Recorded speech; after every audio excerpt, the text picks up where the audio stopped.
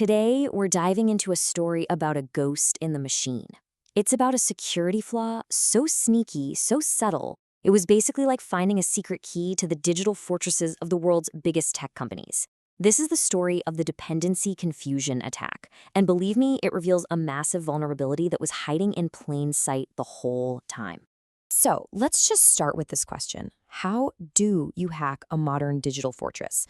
I mean, we're talking about a company that spends millions, maybe even billions on cybersecurity. They've got the best firewalls, the smartest intrusion detection systems money can buy. How do you get in? Well, the answer is shockingly simple, and it's what makes this so wild. You don't break in, you get invited inside. See, the most dangerous threats today, they're not trying to knock down the gates. They're just walking right through the front door, looking like they belong there. And this really shows a huge shift in security. You know, the old model was what we call castle and moat. Just build a really strong outer wall, keep the bad guys out, and assume everyone inside is safe. But the new reality, it's all about the poisoned supply chain. Think about it. Modern software is built by pulling in tons of code from the outside, like ingredients for a recipe.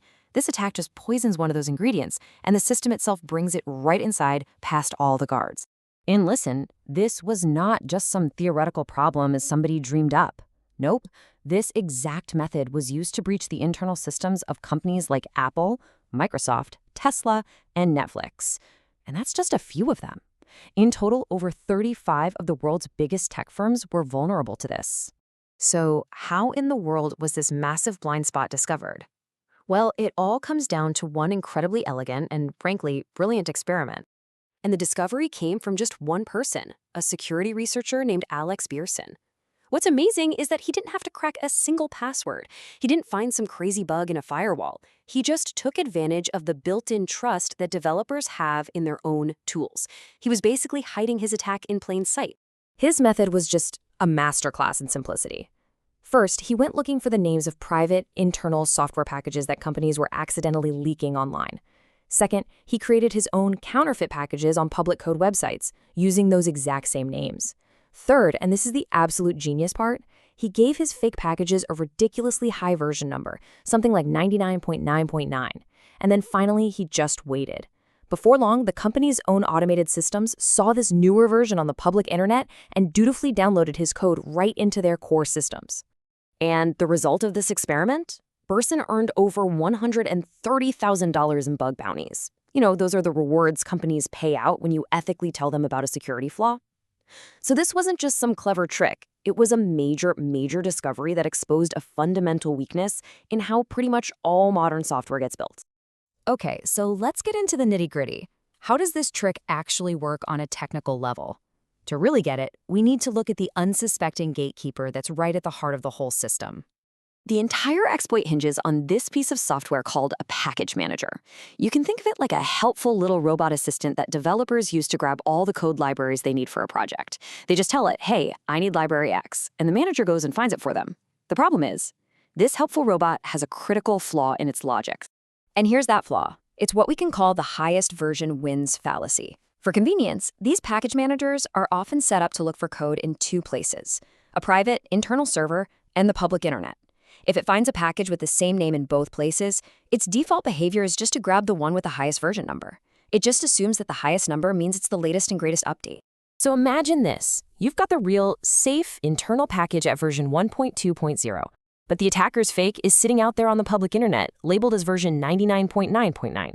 The package manager, just trying to be helpful, sees that higher number and thinks, oh, an update. It completely ignores the safe internal package and installs the malicious one instead. And just like that, it's game over. So the big question is, why was this even possible? I mean, how could so many smart companies, so many brilliant engineers have missed something so simple? Well, the answer lies in a kind of cultural blind spot. It really comes down to a fundamental conflict of interest inside these companies. On one side, you've got developers. Their goal is speed. They're pushed to ship code as fast as possible, and they rely on automation and tools that just work without getting in their way. But on the other side, you have security. Their goal is safety, which means verifying everything, and that adds friction and slows things down. This attack thrived right in that gap. It exploited the very automation that was built to make developers' lives easier. And to be honest, companies were making it pretty easy for attackers. They were constantly leaking the names of their secret internal packages. You could find them in public JavaScript files, in configuration files they accidentally uploaded, even in public error logs. They were pretty much handing over the first piece of the puzzle. So yeah, that's the vulnerability, and it's a really significant one, but the good news is there are some very clear, very effective ways to secure the software supply chain and defend against this exact type of attack. All right, the first and probably most powerful defense is a technique called namespace scoping. It's all about claiming your territory, so to speak. The idea here is actually really simple. A company, let's call it Acme, can go to the public code registry and officially reserve a unique prefix, like @Acme. From that moment on, only they can upload packages that start with that name, like @acme/logger. This makes it impossible for an attacker to come along and hijack their package names. The second key defense adds another really important layer of verification, and it uses something called a lock file. A lock file is basically like a super detailed receipt for your software. It records the exact version number and a unique digital fingerprint, a cryptographic hash, for every single library you use.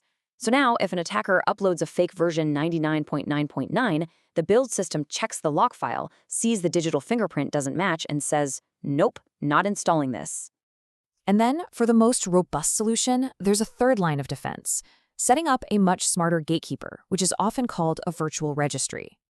This is like putting a really smart guard at the gate.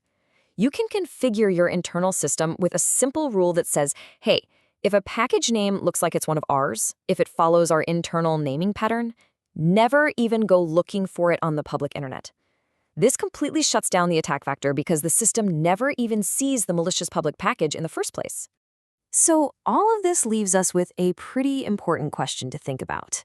The apps on your phone, the websites you use every single day, they're all assembled from thousands of different pieces of software from all over the world. The real question is, do we truly know who supplied all the parts?